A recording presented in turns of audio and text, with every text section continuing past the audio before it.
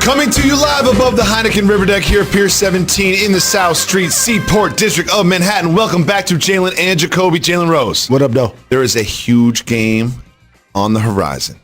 The Los Angeles Clippers.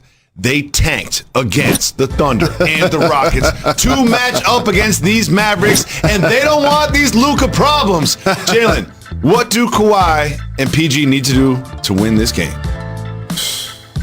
This is the biggest game in Los Angeles Clippers history. Whoa!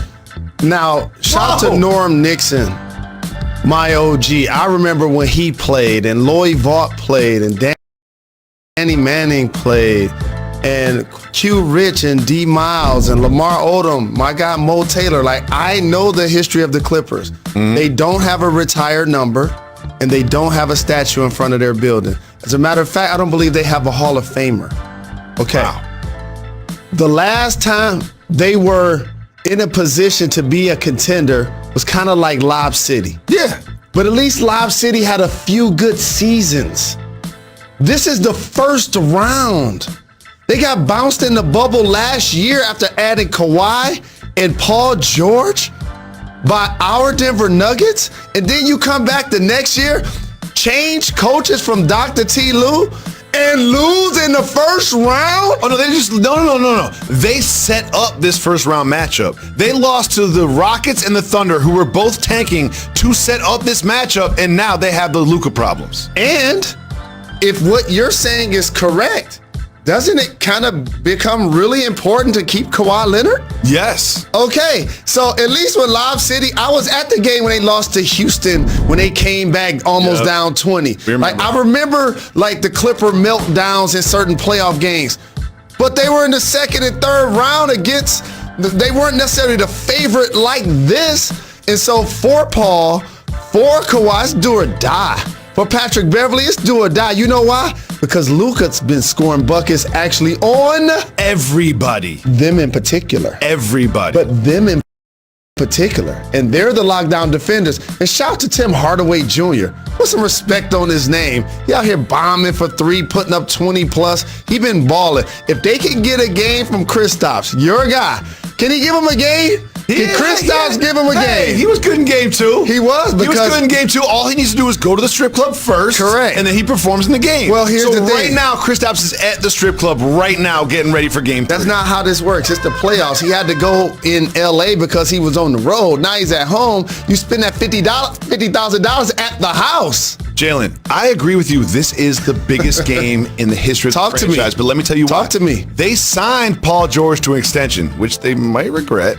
However, they won't regret if they lose in the first round, Kawhi Leonard is going to get a call from Pat Riley, as I mentioned before. And I'm telling you, Kawhi Leonard to the Miami Heat, if they both lose in the first round, is a real thing. Imagine Bam, Jimmy Butler, and Kawhi on the Heat. Pat Riley got LeBron James from Cleveland to Miami Beach. You think he can't uproot Kawhi Leonard from Los Angeles to Miami?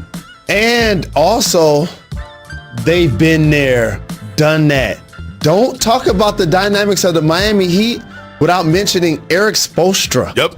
Because whether it's a LeBron, D. Wade, and Chris Bosh, whether it's Jimmy Butler and Bam Adebayo is developing players like Duncan Robinson and Kendrick Nunn, I've seen him do it. But for Clipper fans, again, this is the most important game in the history of your franchise. And our producer, Demetrius, he's a Clipper fan, right? Yeah. He loves the Raiders as well. And he caught himself jumping on the bandwagon. Now he's not kikiing. No. Right, they're down 2-0, and they lost both of their home games. Have you seen D? Haven't heard anything about him. Is he still on this show? Haven't heard anything from Demetrius about the Clippers. I ain't seen him. Well, Jalen, there's something that we must address. And frankly, I'm disturbed and disgusted by the way that NBA fans have behaved. I love having the fans in the game. I love the playoff atmosphere. However, we have Trae Young getting spit on by someone in the second row. We have Russell Westbrook having popcorn poured on him. And now we have Ja Morant's father being heckled with racist remarks from the stands. Jalen, how do you feel about the way the fans, these bad apples, have impacted these playoffs? So I want to make sure that individuals don't become the mass. That's as somebody that's been a part of this league on every level, basically as a player and then as a fan and still going to a lot of games, like the NBA has done a terrific job of creating a fan experience like no other in professional sports. They're basically able to touch the players, able to slap high fives with the players, and that fan experience has grown the game exponentially, and the popularity of the players and the salaries of the players and the growth of the game. But with that being said, what is the one singular thing, your brother, for 10 years, what's the one thing I don't like when I'm in public? People taking pictures of you without asking. Because I'm not a zoo animal, right? I will do it. You don't have to be like, I got you, right? I don't like that. And this reminds me of that because you pay for your ticket, you're getting entertained, but you're trying to treat us like we're the zoo animals. And you wouldn't even throw popcorn on them. No. You wouldn't even spit on them. You wouldn't even hurl racist chants at them. So when I say my Black Life Matters and there's 29 messages on the back of jerseys, this is what players are talking about. I'm here more than just for your entertainment. No, I will not shut up and dribble. You get a chance to come watch me perform, but if you're against me and you're probably had a few beverages and you're so very excited about the game, that ain't your chance to disrespect me.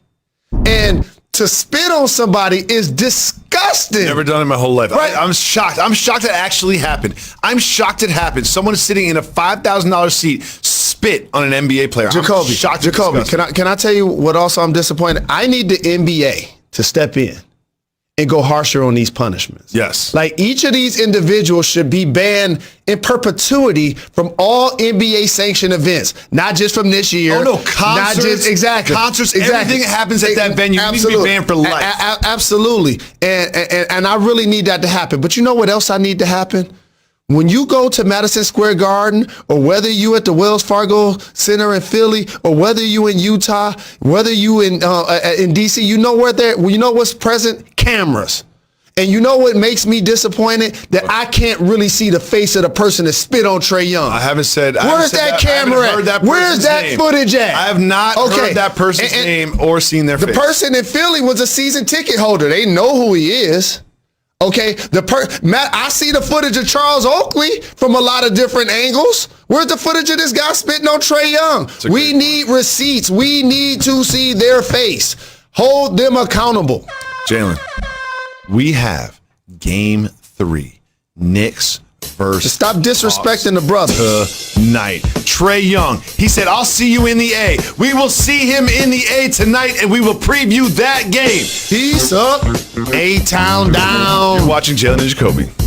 Stay tuned. Got to give the people time. Give people what they want. Got to give the people.